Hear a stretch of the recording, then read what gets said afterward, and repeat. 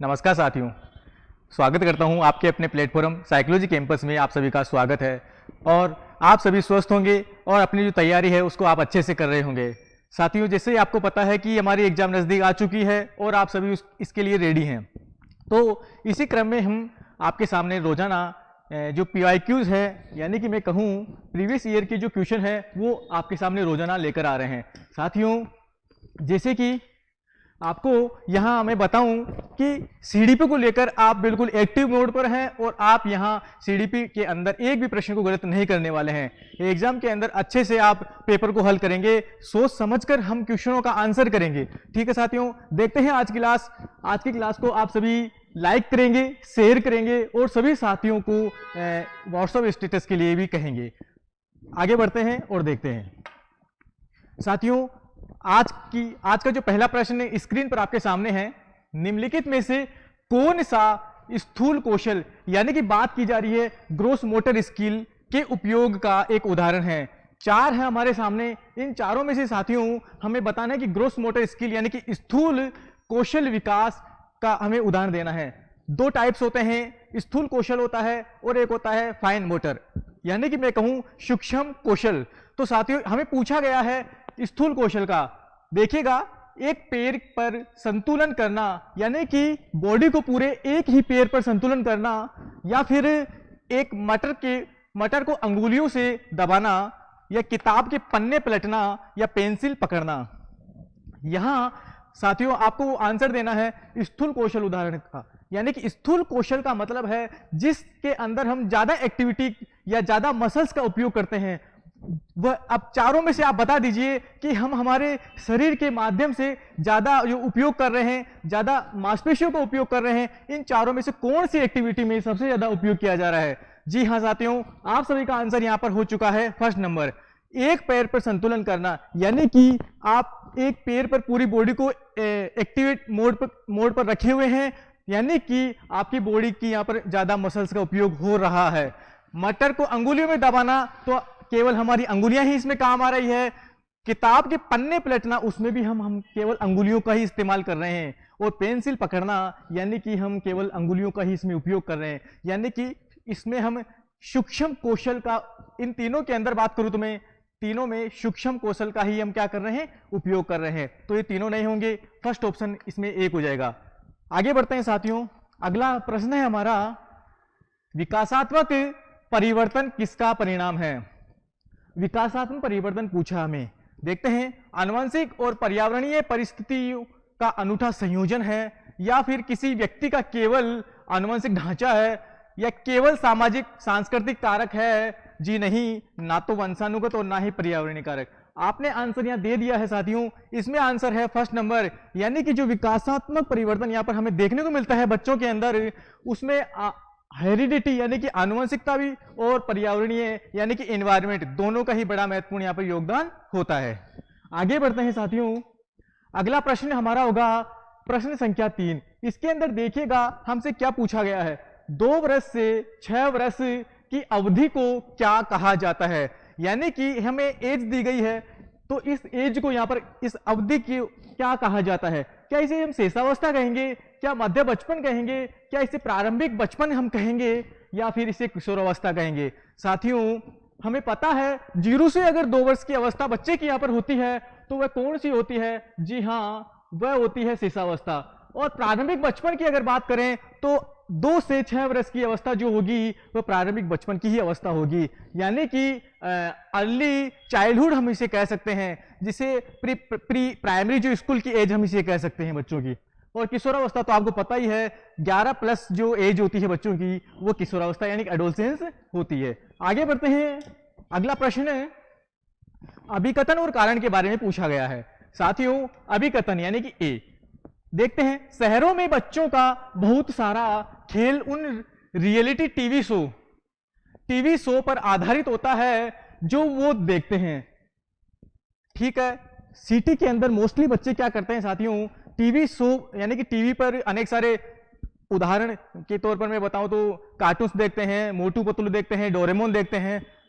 लेकिन गांवों के अंदर बच्चे टीवी शो नहीं देखते हैं, कि क्या देखते हैं, कौन सी एक्टिविटी करते हैं, खेल खेलते हैं। यानी कि खेतों के अंदर या फिर मैदान के अंदर बच्चे समूह बनाकर एक्टिविटी यहाँ पर करते हैं। कारण क्या है देखिएगा, इन दिनों परिवार और साथियों के अतिरिक्त मीडिया बच्चों के समाजीकरण का एक महत्वपूर्ण माध्यम बनता जा रहा है। बिल्कुल सही बात की जा रही है। अभिकथन और कारण इसके अंदर दोनों ही सही हैं कि साथियों आजकल आपने देखा होगा कि इन दिनों परिवार और साथियों के अतिरिक्त भी जो हमारा मीडिया है, यानी कि मीडिया के अंदर मैं बात करूं, मोबाइल होगा, लैपटॉप होगा, कंप्यूटर होगा, उसके माध्यम से बच्चा यूट्यूब पर जाकर अनेक सारे जो कार्टून्स हैं, अनेक सारे जो और भी बच्चों के देखने जो लायक वीडियो हैं वो देख रहे हैं। तो बच्चा किन के माध्यम से सीख रहा है? बच्चा मीडिया के माध्यम से ज्यादा सीख रहा है। तो फर्स्ट ऑप्शन इसमें हो जाएगा, दोनों सही हैं और व्याख्या भी यहां पर हो रही है एक ही। अगला प्रश्न है साथियों जीन पियाजे का। पियाजे के द्वारा अधिगम यानी कि सीखने को अधिगम को सुगम बनाने के लिए निम्नलिखित में से कौन सा कारक महत्वपूर्ण माना जाता है? किसके अनुसार हमें आंसर देना है? जीन पियाजे के अनुसार देना है साथियों। शिक्षक की गतिशीलता, विविध सामग्रियों का प्रावधान, मध्य स्तरीय नवीन अनुभव प्रदान करना या सकारात्मक और नकारात्मक पुनर्बलन सुनिश्चित करना। हमें इनमें से कौन कौन सी जो आपके सामने ऑप्शन है, कौन कौन सी जीन पियाजे के अनुसार बिल्कुल सही हैं? क्या शिक्षक की गतिशीलता, शिक्षक को यहाँ पर मोबिलिटी मोड पर यानी कि एक्टिविटी मोड पर रहना चाहिए, नहीं रहना चाहिए? बिल्कुल रहना चाहिए। जब शिक्षक यहाँ पर गतिशील होगा तो ही तो बच्चा यहाँ पर गतिशील होगा और हर चीज को सीख पाएगा। विविध सामग्रियों का प्रावधान, जीन पियाजे कहते हैं कि बच्चों को यहाँ पर एक नहीं अनेक सामग्रियों के माध्यम से बच्चों को क्या करना चाहिए? सिखाना चाहिए। तभी बच्चा क्या करेगा? हर चीज को आसानी से सीख जाएगा। अगला है साथियों मध्य स्तरीय और नवीन अनुभव प्रदान करना। बिल्कुल सही बात है कि आज के दौर के देखते हुए अभी जस्ट पहले का प्रश्न हमारे सामने आया कि बच्चा परिवार और समाज की भूमिका के माध्यम से के अतिरिक्त भी आजकल मीडिया से बच्चा बहुत अच्छे से सीख रहा है, नवीन अनुभव यहाँ पर ले रहा है। ठीक है साथियों, तो फर्स्ट भी सही है और सेकंड भी सही है और थर्ड नंबर भी यहाँ पर सही है। अगला सकारात्मक और नकारात्मक पुनर्बलन सुनिश्चित करना। देखिएगा साथियों जीन पियाजे के द्वारा पुनर्बलन की बात यहाँ पर नहीं की गई है। पुनर्बलन किसके द्वारा बताया गया है कि बच्चा जब कोई गलती करे, जब भी बच्चों को यहाँ पर आपको पुनर्बलन देना है और बच्चा अगर कुछ अच्छा यहाँ पर करे, पुरस्कार योग्य एक्टिविटी यहाँ पर करे, तब भी आपको सकारात्मक पुनर्बलन देना है। तो यहाँ पर रेनफोर्समेंट यानी कि पुनर्बलन की बात यहाँ पर किसके द्वारा दी गई है साथियों? आपने बता दिया होगा, स्किनर के द्वारा। किसके द्वारा साथियों? स्किनर के द्वारा ही यहाँ पर पुनर्बलन का दिया गया है। तो इसमें फोर्थ ऑप्शन नहीं होगा। कौन कौन सा हो जाएगा साथियों? ए बी सी डी, यानी ए बी सी डी मतलब सॉरी इसमें सेकंड ऑप्शन हो जाएगा, फोर्थ नहीं होगा, ए बी और सी हो जाएगा। ठीक है साथियों, ए बी सी तीनों हो जाएंगे। अगला प्रश्न है किस स्तर पर बच्चों में अपने आसपास की दुनिया के बारे में एक जीववादी दृष्टिकोण, कौन सा दृष्टिकोण साथियों? जीववादी दृष्टिकोण होता है। और वे मानते हैं कि पेड़ पौधों और चलते हुए बादलों और लुढ़कते हुए पत्थरों की मंशाएं और इरादे हो सकते हैं। देखिएगा बात हमें की जा रही है प्रश्न के अंदर साथियों जीववादी दृष्टिकोण। हमने जीन पियाजे की जो थ्योरी पढ़ी थी उसके अंदर हमने देखा था कि जो जीववादी दृष्टिकोण बच्चों के अंदर पाया जाता है वह मूर्त सक्रियात्मक अवस्था के अंदर पाया जाता है। लेकिन जो जीववादी जो दृष्टिकोण बच्चों के अंदर हमें देखने को मिलता है उसमें बच्चा सजीव और निर्जीव के अंदर भेद नहीं कर पाता है साथियों। निर्जीव वस्तुओं में भी वो सजीव एक्टिविटी यहाँ पर करता है। इसीलिए हमें जीन पियाजे की 4 अवस्थाओं में से बताना है कि कौन सी अवस्थाओं में बच्चे मतलब जीववादी दृष्टिकोण को निर्जीव को सजीव मान रहे हैं और सजीव को निर्जीव मान रहे हैं। बताइएगा साथियों, संवेदी चालक अवस्था, मूर्त सक्रियात्मक अवस्था, पूर्व सक्रियात्मक अवस्था या अमूर्त सक्रियात्मक अवस्था? बिल्कुल राइट आंसर आपने दे दिया है साथियों। सेकंड ऑप्शन आपका है कि इसके अंदर बच्चा 2 से 7 वर्ष, कितना 2 से 7 वर्ष के अंदर होता है और बच्चा सजीव निर्जीव के अंदर भेद नहीं कर पाता है। अगला प्रश्न आपके सामने साथियों, किसके सिद्धांत में भाषा बच्चों के संज्ञानात्मक विकास में महत्वपूर्ण भूमिका निभाती है? जी हां, देखते हैं फिर चर्चा करते हैं। लेव वाइगोस्की, जीन पियाजे लॉरेंस कोलबर्ग या हार्वर्ड गार्डनर? जी हाँ साथियों, यहाँ क्वेश्चन ये कह रहा है कि भाषा जो होती है, लैंग्वेज डेवलपमेंट जो बच्चों के अंदर देखने को मिलता है, वह संज्ञानात्मक विकास में महत्वपूर्ण भूमिका निभाता है। साथियों आपने आंसर बिल्कुल राइट दे दिया है इसमें। जी हाँ, इसमें वाइगोस्की हो रहा है। वाइगोस्की के द्वारा बिल्कुल क्लियर कहा गया है कि बच्चा समाज के माध्यम से और संस्कृति के माध्यम से और उन दोनों के माध्यम से ही बच्चे का क्या होता है, भाषा का विकास होता है। किसके माध्यम से? बच्चा संज्ञान के माध्यम से, यानी कि संज्ञानात्मक जो विकास बच्चे का यहाँ पर देखने को मिलता है, किसके माध्यम से? भाषा के माध्यम से। बच्चा पहले यहाँ पर क्या करता है साथियों, वाइगोस्की साहब ये कहते हैं कि बच्चा पहले क्या करता है, अधिगम करता है, यानी कि भाषा सीखता है, और उसके बाद ही बच्चे का विकास यहाँ पर देखने को मिलता है। किसके अनुसार? वाइगोस्की के अनुसार। अगला प्रश्न है साथियों, इसी स्क्रीन पर हमारा वाइगोस्की के अनुसार बच्चे किस प्रकार सीखते हैं? देखते हैं वाइगोस्की के अनुसार बच्चे किस प्रकार सीख रहे हैं। प्रतियोगिताओं के द्वारा सीख रहे हैं, साथियों के साथ बातचीत करके सीख रहे हैं, पुरस्कार के लिए प्रयास करके और दंड से बचकर सीख रहे हैं, कदापि नहीं सीखेंगे इसे। उद्दीपन प्रतिक्रिया और अनुबंधन करके भी बच्चे नहीं सीख रहे हैं। इसमें हमें बताना है साथियों वाइगोस्की के अनुसार हमें जवाब देना है। जी हाँ साथियों, हमें अच्छे से मालूम है कि वाइगोस्की के द्वारा जो यहाँ पर सिद्धांत दिया गया है, सामाजिक और सांस्कृतिक सिद्धांत। अब सामाजिक और सांस्कृतिक सिद्धांत या वाइगोस्की के द्वारा दिया गया है, तो सीधी सी बात है कि बच्चा यहाँ पर अपने समूह साथियों के माध्यम से, समाज के माध्यम से, परिवार के माध्यम से ही बच्चा सीखेगा। तो बिल्कुल आंसर आपका यहाँ पर सेकंड ऑप्शन हो चुका है साथियों। कौन सा आंसर है इसमें? Second option. अगला प्रश्न साथियों, एक बाल केंद्रित कक्षा में बच्चे कि जो एक बाल केंद्रित कक्षा होती है, यानी कि चाइल्ड सेंटर्ड जो एजुकेशन होती है, उसमें बच्चे किस प्रकार की एक्टिविटी करते हैं, किस प्रकार से सीखते हैं? देखते हैं। निष्क्रिय नकलची के रूप में देखे जाते हैं साथियों। जहां भी हमें निष्क्रिय दिखेगा उसको हम उस ऑप्शन को हम वहीं काट देंगे। ज्ञान के निर्माण में सक्रिय रूप से लगे हुए होते हैं। ब्लैकबोर्ड से उत्तरों की प्रतिलिपि बनाने में अग्रसर होते हैं। जी नहीं। केवल निष्क्रिय श्रोता होने चाहिए? बिल्कुल भी नहीं साथियों, बिल्कुल भी नहीं। सेकंड ऑप्शन आपका राइट हो जाएगा। बाल केंद्रित जो क्लास होती है या एजुकेशन होती है, वह ये कहती है कि बच्चे ज्ञान के निर्माता हैं। बच्चे लर्निंग बाय डूइंग के माध्यम से सीखते हैं। बच्चे खोज विधि यानी कि डिस्कवरी लर्निंग के माध्यम से सीखते हैं।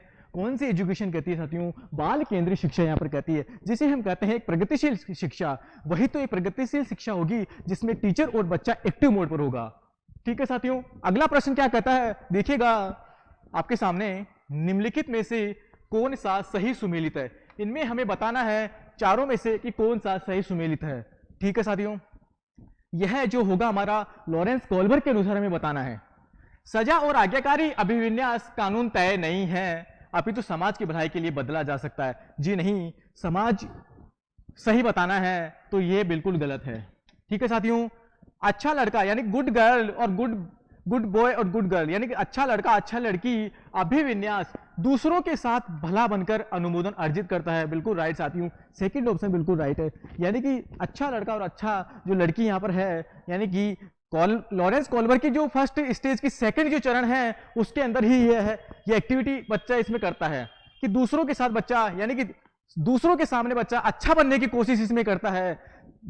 जी हाँ साथियों, अगर बच्चे के यहाँ पर फैमिली में अगर कोई यहाँ पर गेस्ट आते हैं तो बच्चा उनके सामने बिल्कुल भी दुर्व्यवहार नहीं करेगा, अच्छे से उनका आदर करेगा। जी हाँ, उनको पता है कि अगर यहाँ हम गलती करेंगे अभी गेस्ट के सामने या मेहमानों के सामने, तो हमें हमारे जो पेरेंट्स हैं वो जाने के बाद पता है कि हमें दंड देने वाले हैं। तो बच्चे को मालूम होता है कि हमें किस तरह की कौन सी एक्टिविटी कब करनी है। आगे बढ़ते हैं। अगला प्रश्न साथियों हमारा, हॉवर्ड गार्डनर के सिद्धांत में बुद्धि वाले व्यक्ति वनस्पतियों की जा रही है, वनस्पतियों और जीवों की विभिन्न प्रजातियों की सुंदरता की पहचान सकते हैं और उनको भी जान सकते हैं। साथियों, लॉरेंस कोलबर्ग के द्वारा हमें बताया गया है कि बुद्धि के अंदर यानी कि एक व्यक्ति के अंदर कौन सी बुद्धि पाई जाती है? क्या एकल आयामी बुद्धि पाई जाती है? जी नहीं। इन्होंने कहा है कि एक व्यक्ति के अंदर बहुआयामी यानी कि एक व्यक्ति के अंदर साथियों बहुआयामी बुद्धि, जिसे मैं कह सकता हूं मल्टी डायमेंशनल, यानी कि अनेक प्रकार की बुद्धि देखने को मिलती है। अब इनके द्वारा कितने प्रकार की बुद्धियां दी गई है साथियों? 8 प्रकार की बुद्धियां इनके द्वारा दी गई है। किनके द्वारा दी गई है? हॉवर्ड गार्डनर के द्वारा दी गई है। उन्हीं में से एक प्रकार हमसे पूछ लिया गया है प्रश्न के अंदर, और प्रश्न के अंदर ही आंसर छिपा हुआ है साथियों। वनस्पतियों और जीवों की प्रजातियों की बात हो रही है। अगर मान लीजिए किसी के अंदर वनस्पतियों और जीवों की अगर बात की जा रही है तो उनमें कौन सी बुद्धि देखने को मिलेगी? बताइए, उनके अंदर देखने को मिलेगी क्या स्थानिक देखने को मिलेगी? जी नहीं। क्या उनमें संगीत की बुद्धि देखने को मिलेगी? जी कदापि नहीं।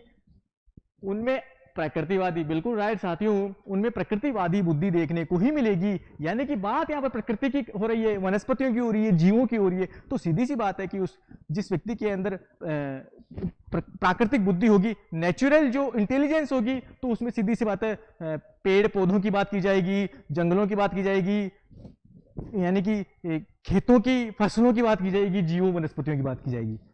आगे बढ़ते हैं साथियों। राष्ट्रीय शिक्षा नीति 2020 क्या सिफारिश करती है?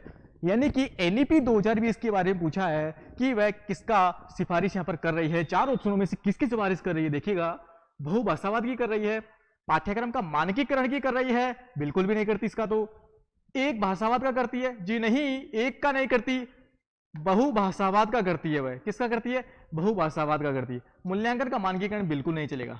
कौन सा ऑप्शन हो जाएगा साथियों?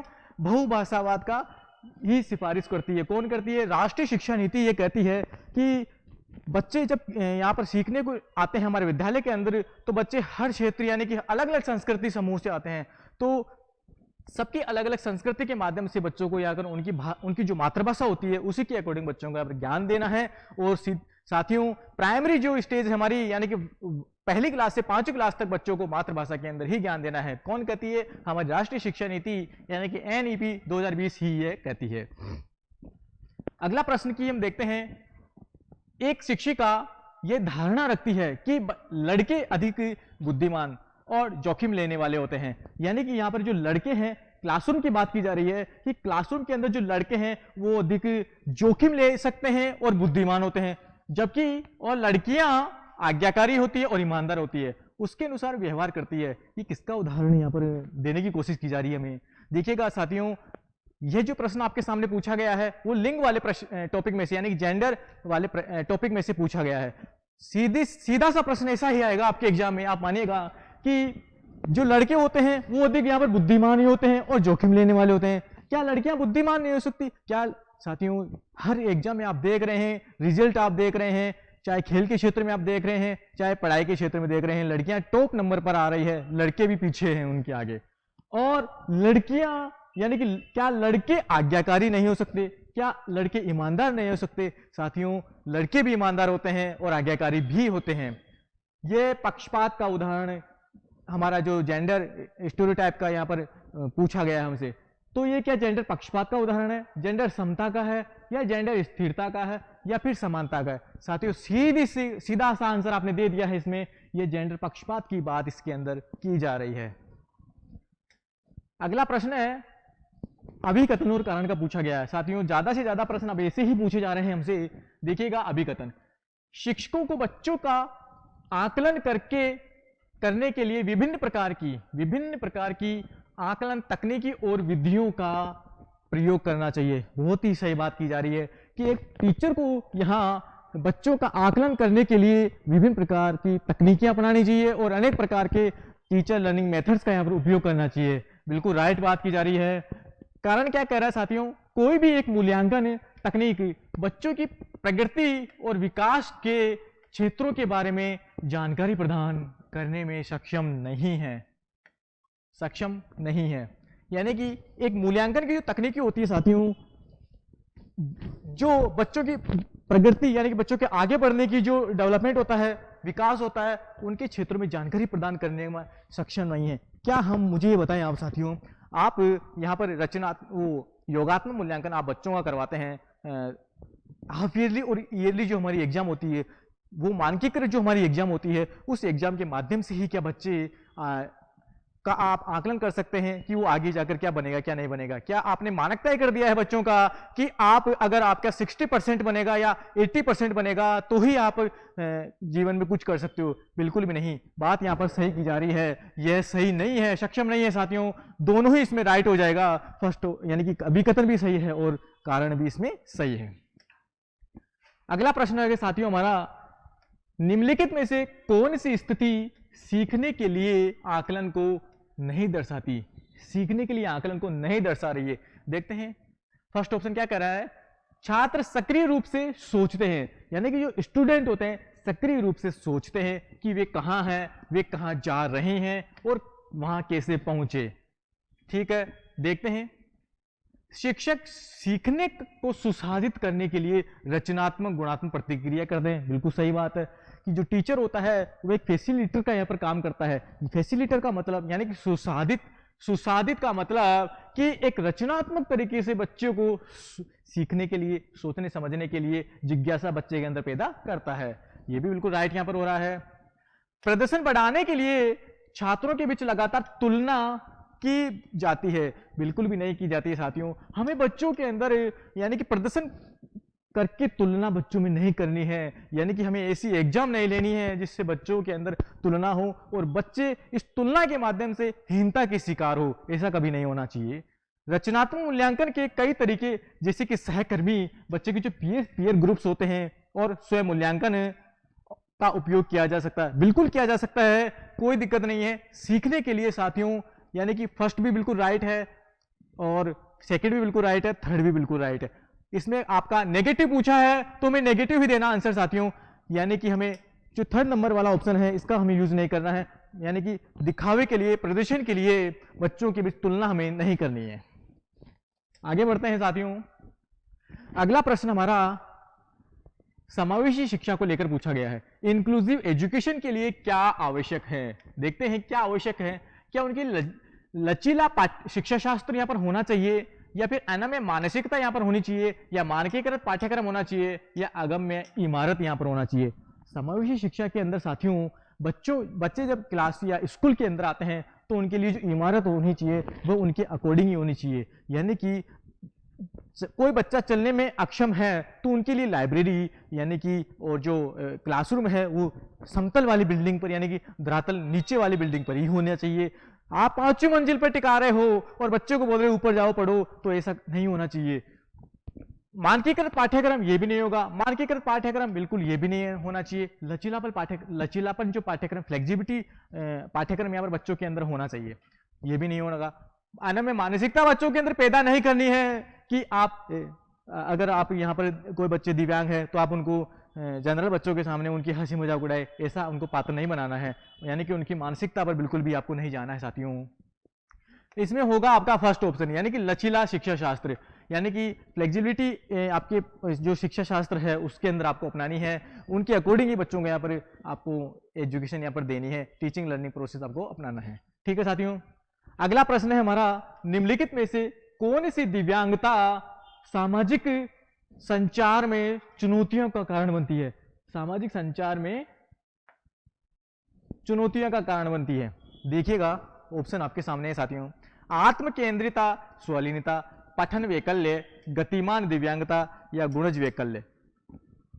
प्रश्न हमसे पूछा गया है कि जो सामाजिक संचार में चुनौतियों का कारण बनती है वो दिव्यांगता कौन सी है? यानी कि कम्युनिकेशन की यहाँ पर बात की जा रही है, बोलने की, अगर भाषा की यानी भाषा को आदान प्रदान की यहाँ पर बात की जा रही है साथियों, तो उसमें कौन सा होगा? आत्म केंद्रिता यानी कि ऑटिज्म की यहाँ पर बात की जा रही है, स्वलीनता की यहाँ पर बात की जा रही है।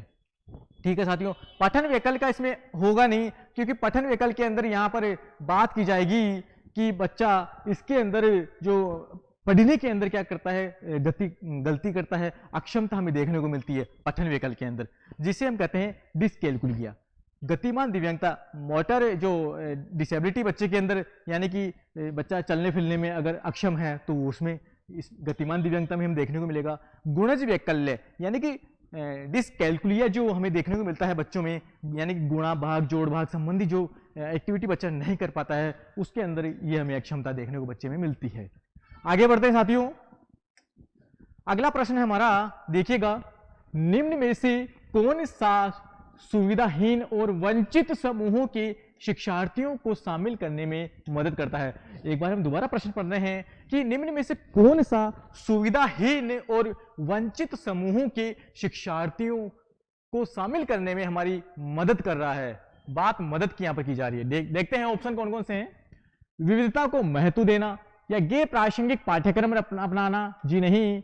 प्रमुख समूह की ओर केंद्रित शिक्षा शास्त्र, मानकीकृत परीक्षण, जहां भी मानकीकृत हमें दिखेगा उस ऑप्शन को आप देखते ही काट दोगे। तो अगर मान लीजिए सुविधाहीन और वंचित समूह के अगर बालक बालिकाएं हमारे क्लासरूम के अंदर या विद्यालय के अंदर हमें देखने को मिलते हैं, तो हमें उनके लिए कौन सा यहाँ पर एक्टिविटी या कौन कौन सी हमें कार्य योजना बनानी चाहिए। तो ऑप्शन, चारों ऑप्शनों में से कौन सा बेहतर ऑप्शन होगा साथियों? हमें उनकी विविधता को यहाँ पर क्या देना चाहिए? महत्व देना चाहिए। जी हाँ साथियों, फर्स्ट ऑप्शन इसमें राइट है। बच्चे यहाँ पर अलग अलग संस्कृति से यहाँ पर आते हैं, अलग अलग अक्षमताओं को लेकर यहाँ पर आते हैं, तो अनेक सारी जो विविधता है उस विविधता को समेटते हुए हमें सभी को क्या देना है? यहाँ पर महत्व देना है। आगे बढ़ते हैं, अगला प्रश्न है साथियों, सामग्री को कई तरीके से प्रस्तुतिकरण करने के प्रावधान में निम्नलिखित में से किसके समावेशन में मदद मिलेगी? यानी कि सामग्री जो है उसको कई तरीके से यहाँ पर प्रस्तुत करने के प्रावधान में निम्नलिखित में से किसके समावेशन में मदद मिलेगी? देखिएगा, श्रवण बाधित छात्र, दृष्टिबाधित छात्र, अधिगम कठिनाई महसूस करने वाले छात्र या गतिमान दिव्यांगता वाले छात्र। तो इनमें से कौन कौन से ऑप्शन होंगे जो समावेशन में मदद मिलेगी? देखिएगा साथियों, जो इंक्लूसिव एजुकेशन होती है उसके अंदर यानी कि श्रवण बाधित बच्चे, दृष्टिबाधित बच्चे और स्लो लर्नर बच्चे और मोटर मोबिलिटी वाले बच्चे, चारों ही ऑप्शन इसके अंदर बिल्कुल राइट हो जाएंगे कि ए, बी और सी, डी सभी बच्चों को मदद मिलेगी समावेशी कक्षा के अंदर, इंक्लूसिव एजुकेशन के अंदर। अगला है, प्रारंभिक कक्षाओं में शिक्षण अधिगम प्रक्रिया के लिए निम्नलिखित में से कौन सा दृष्टिकोण यहाँ पर बेहतर है? यानी कि शिक्षण अधिगम यानी कि टीचिंग लर्निंग प्रोसेस के लिए इनमें से कौन सा यहाँ पर बेहतर है? बात की जा रही है प्रारंभिक शिक्षा की। प्रारंभिक शिक्षा का मतलब एक पहली क्लास से लेकर 5वीं कक्षा तक के बच्चों के लिए निम्न 4 ऑप्शन आपके सामने हैं, उनमें से कौन सी प्रक्रिया यहाँ सबसे बेहतर होगी? देखिएगा प्रश्न में आप देखें, फर्स्ट ऑप्शन, बिना समझे नकल करना। क्या हम बच्चों को नकल करना सिखाएंगे? बिल्कुल भी नहीं सिखाएंगे। निष्क्रिय रूप से सुनना, निष्क्रिय हमें बच्चों को बनाना नहीं है, हमें बच्चों को बनाना है सक्रिय। रटकर याद करना हमें नहीं करवाना, ऐसा याद हमें करना है करके सीखना, यानी कि लर्निंग बाय डूइंग के माध्यम से सीखना, बच्चों को एक्टिविटी के माध्यम से बच्चों को सिखाना। ठीक है साथियों, सेकंड ऑप्शन इसमें सबसे बेहतर होगा। अगला है अभिकथन। अधिगम के लिए विद्यालय के सामाजिक अवसरों में भागीदारी महत्वपूर्ण है। यानी कि अभिकथन कह रहा है कि सीखने के लिए विद्यालय के जो भी सामाजिक अवसर होते हैं उनमें बच्चों की भागीदारी बहुत ही महत्वपूर्ण है या नहीं है? बिल्कुल है। इसमें आपका अभिकथन राइट हो जाएगा। कारण क्या कह रहा है? अधिगम के मुख्य रूप में एक सामाजिक क्रिया है। बिल्कुल सही बात है कि जो सीखने में बच्चे की जो सामाजिक जो क्रिया है, सोशल एक्टिविटी है, उसके माध्यम से बच्चा बहुत अच्छे तरीके से सीखता है। तो दोनों ही इसमें बिल्कुल राइट हो जाएंगे, यानी कि फर्स्ट ऑप्शन हो जाएगा, दोनों सही हैं और आर ए की व्याख्या भी यहां पर कर रहा है। अगला प्रश्न है साथियों, देखिएगा, कक्षा की गतिविधियों को सार्थक बनाने के लिए एक शिक्षिका को क्या करना चाहिए? यानी कि टीचर्स को क्या करना चाहिए ऐसा कि कक्षा की जो भी गतिविधि है वो एक सार्थक यानी कि बच्चों की सीखने के अकॉर्डिंग यहाँ पर हो। देखते हैं, उन्हें असंबंधित खंडों में विभाजित करना चाहिए? बिल्कुल भी नहीं करना चाहिए। उनके बारे में अस्पष्ट निर्देश देना चाहिए? जी नहीं, अस्पष्ट निर्देश भी हमें नहीं देना चाहिए। या फिर उन्हें संदर्भहीन तरीके से प्रस्तुत करना चाहिए? बिल्कुल भी नहीं। क्या बच्चों को आप संदर्भहीनता के माध्यम से सिखाने की कोशिश करोगे? क्या बच्चों अगर ऐसा करेंगे तो बच्चों में हीनता की भावना पैदा हो जाएगी, ऐसा हम नहीं करेंगे, ये भी नहीं होगा साथियों। उन्हें उचित मार्ग संदर्भ में स्थित करना? जी हाँ, जैसा बच्चे की रुचि है, जैसा बच्चे का यहाँ पर इंटरेस्ट है, उसी के अकॉर्डिंग यहाँ पर बच्चों को क्या करना है? सिखाना है। ऐसी ही हमें सार्थक रूप से बच्चों को सिखाते हुए, एक्टिविटी करवाते हुए क्या करना है? कार्य करना है। ठीक है साथियों, फोर्थ ऑप्शन इसके अंदर होगा। आगे हमारा अगला प्रश्न, निम्नलिखित में से कौन सी शैक्षणिक पद्धतियां शिक्षण अधिगम प्रक्रिया में सकारात्मक योगदान नहीं देती? नेगेटिव पूछा है। 4 ऑप्शन हमारे सामने होंगे, उनमें से हमें एक नेगेटिव उठाना है। ठीक है साथियों, कि चारों ऑप्शनों में से कौन सी शैक्षिक पद्धतियां जो हमारी शिक्षण अधिगम प्रक्रिया है, टीचिंग लर्निंग जो प्रोसेस है, उनमें सकारात्मक योगदान, पॉजिटिव जो रिस्पॉन्स यहाँ पर नहीं दे रही है। आवश्यकता के अनुसार पाठ्यचर्या अनुकूलन या फिर छात्रों के लिए अनुभवात्मक शिक्षा, पाठ्यचर्या नियोजन में नवाचार, बिल्कुल राइट। परीक्षा केंद्रित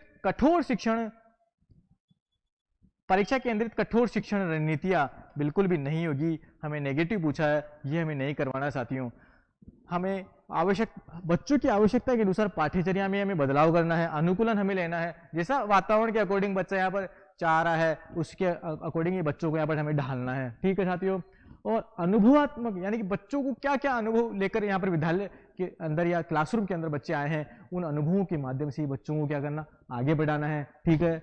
और पाठ्यचर्या नियोजन में नवाचार हमें बच्चों के लिए पैदा करना है, यानी कि इस आधुनिक युग के अंदर जो भी नए नए नवाचार देखने को मिल रहे हैं उनको हमें पाठ्यचर्या के रूप में जोड़ते हुए बच्चों को यहाँ पर सिखाना है। और कौन सा नहीं करना है, कठोर शिक्षण रणनीति हमें बिल्कुल भी नहीं अपनानी है, ठीक है साथियों। इसमें फोर्थ ऑप्शन आपका हो जाएगा, नेगेटिव पूछा है तो नेगेटिव आंसर हमें देना है। आगे बढ़ते हैं साथियों, अगला प्रश्न हमारा स्क्रीन पर है, देखिएगा। निम्नलिखित में से कौन शिक्षार्थियों को उनके सीखने का स्वयं मूल्यांकन करने और उनकी समझ की जांच करने में मदद करता है? देखिए क्वेश्चन को आपने अच्छे से पढ़ लिया है, एक बार फिर वापस पढ़ते हैं कि निम्न में से कौन शिक्षार्थियों को उनकी सीखने का स्वयं मूल्यांकन करने और उनकी समझ की जांच करने में मदद करता है? क्या विस्मरण करता है, क्या अनुकृति करती है, क्या रटकर याद करना होता है, या फिर अधिसंज्ञान होता है? बिल्कुल राइट साथियों, थर्ड ऑप्शन इसके अंदर हो जाएगा, अधिसंज्ञान। यानी कि कॉग्निशन डेवलपमेंट यानी कि संज्ञानात्मक जो विकास का सिद्धांत हमने पढ़ा जीन पियाजे का, उसके अंदर बच्चा स्वयं मूल्यांकन करता हुआ अपनी समझ को क्या करता है, मजबूत बनाता है। यानी कि मानसिक जो बच्चे का डेवलपमेंट होता है वह अगर बच्चा खुद सोच समझकर यहाँ पर करेगा तो सबसे बेस्ट, इन चारों ऑप्शनों में से सबसे बेस्ट ऑप्शन अधिसंज्ञान ही इसमें होगा। अगला प्रश्न है साथियों, बच्चों में भ्रांतियां होना है, असामान्य है, अप्रारूपिक है, दुर्लभ है, या फिर आकृतिक है? देखिएगा, असामान्य इसमें होगा नहीं, अप्रारूपिक भी इसमें होगा नहीं, दुर्लभ भी नहीं होगा। कौन सा होगा साथियों? भ्रांतियां यानी कि प्राकृतिक। देखिएगा, गलती जो बच्चे यहाँ पर कर रहा है तो क्या वह करना उचित है या अनुचित है? साथियों सीधी सी बात है, बच्चा गलती करेगा तभी तो यहाँ पर सीखेगा। जब हम भी तो यहाँ पर कोई गलती यहाँ पर करते हैं। देखिएगा, अगर अपन कुछ भी कर रहे हैं, चाहे हम तैयारी कर रहे हैं, चाहे हम किसी भी काम को यहाँ पर कर रहे हैं, हम कर तो रहे हैं ना, गलती तो होगी। गलती को हम टालते हुए, जब कोई हमारे मार्ग में बाधा आएगी उसको टालते हुए हम वापस दोबारा प्रयास करेंगे और आगे बढ़ेंगे। तो ये एक नेचुरल प्रोसेस है साथियों, प्राकृतिक प्रोसेस है कि जो भी आगे बढ़ेगा, जो भी यहाँ पर पढ़ेगा उसके सामने गलतियां आएंगी, ये नेचुरल है। तो बच्चों में भ्रांतियां होना कैसा हो जाएगा? प्राकृतिक है, ठीक है साथियों, थर्ड ऑप्शन हो जाएगा। अगला प्रश्न है, एक विद्यार्थी जो अधिगम असहायता महसूस कर रहा है, यानी कि सीखने में असहायता महसूस कर रहा है, वह देखते हैं सीखने में बेहद उत्साह दिखाएगा, महारत उन्मुख लक्ष्यों पर ध्यान देगा, प्रदर्शन उन्मुख लक्ष्यों पर ध्यान देगा, या शैक्षिक गतिविधियों से अलगाव रखेगा? देखिएगा, अगर बच्चा यहाँ पर सीखने में असहायता में दिखा रहा है, यानी कि बच्चे का मन नहीं है, टीचर यहाँ पर कक्षा में कुछ भी पढ़ा रहा है और बच्चे की रुचि उसमें नहीं है, तो क्या वह, मुझे बताओ, उत्साह दिखाएगा? बिल्कुल भी उत्साह नहीं दिखाएगा।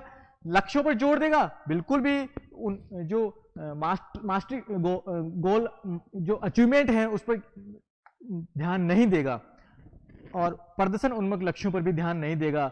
वह क्या करेगा? अलगाव होगा, यानी कि जो क्लासरूम के अंदर टीचर पढ़ा रहा है उससे दूर हटने की कोशिश करेगा। तो कौन सा हो जाएगा साथियों?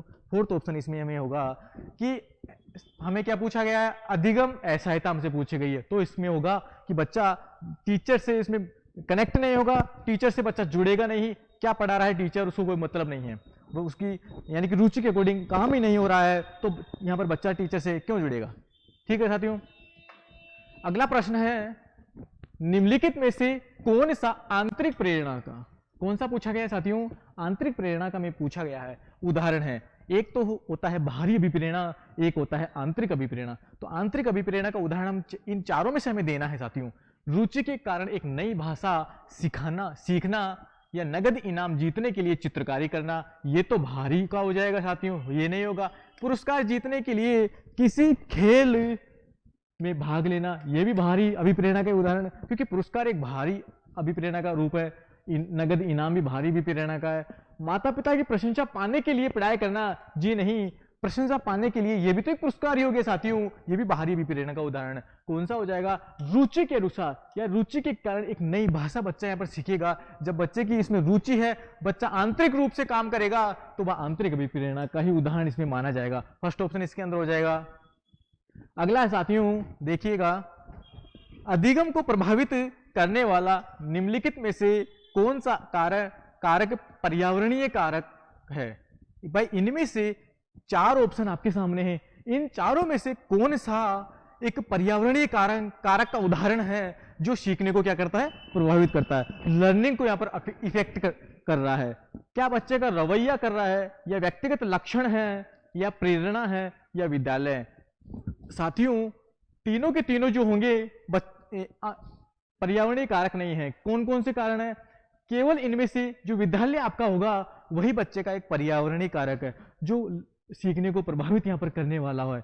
यानी कि अगर विद्यालय के अंदर बच्चा एक्टिव मोड में नहीं है, टीचर से कनेक्ट नहीं है, टीचर बच्चों की व्यक्तिगत जो विभिन्नता के अकॉर्डिंग काम नहीं कर रहे हैं, तो यह बच्चे का क्या होगा?